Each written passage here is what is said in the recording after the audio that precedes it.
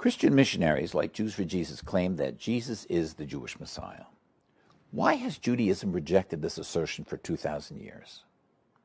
The concept of the Messiah has its foundation in our Jewish Bible, the Tanakh, which clearly teaches that all of the following criteria must be fulfilled before any person can be acknowledged as the Messiah. Number one, when the Messiah is reigning as King of Israel, the Jewish people will be ingathered from their 2,000-year exile and will return to Israel, their homeland. However, Jesus never reigned as king, and the Jewish people have not yet all returned to live in their promised homeland of Israel. Number two, the Holy Temple in Jerusalem will be rebuilt. Actually, the temple was still standing in Jesus' day. It was destroyed 38 years after Jesus' crucifixion, and it has not yet been rebuilt. Number three, there will be worldwide peace, universal disarmament, and a complete end to war. Yet since the advent of Christianity, wars have increased dramatically in the world. Some of them were actually fought in the name of Jesus.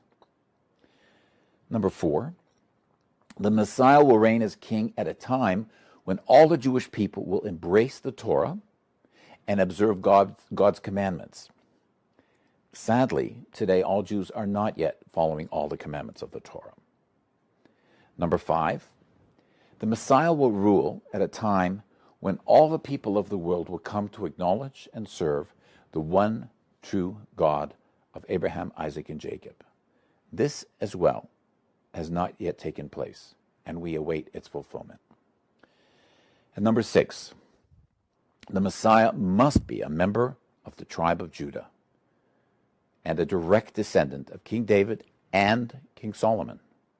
Genealogy in the Bible is only passed down from father to son. There is no evidence that Jesus really had this pedigree, and the Christian Bible actually claims that he did not have a birth father from the tribe of Judah descending from David and Solomon. All of these criteria for the Messiah are found in numerous places in the Jewish Bible. One foundational example is in the book of Ezekiel, chapter 37, verses 24 through 28.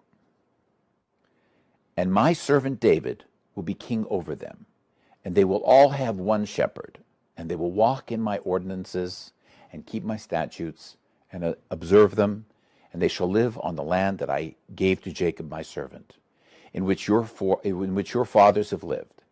And they shall live there, they and their children and their children's children, forever. And my servant David will be their prince forever.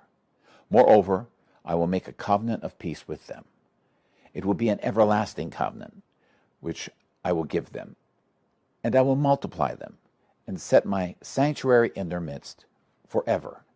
And my tabernacle shall be with them, and I will be their God, and they will be my people. And the nations will know that I am the Lord who sanctifies Israel, when my sanctuary is in their midst forever. Anyone can claim to be the Messiah, or a group of people can claim that someone is the Messiah. However, if that person fails to fulfill all the criteria found in the Jewish Bible, he cannot be the Messiah. According to the Christian scriptures, Jesus seems to have understood this. As he was being crucified by the Romans, he cried out, my God, why have you forsaken me?" In order to deal with Jesus' failure to fulfill the biblical messianic prophecies, missionaries argue that he will accomplish them when he returns in the future. It is important to understand that this doctrine of a second coming is an admission that Jesus did not fulfill the messianic criteria. This rationalization for his failure certainly provides no reason for accepting him as the Messiah today.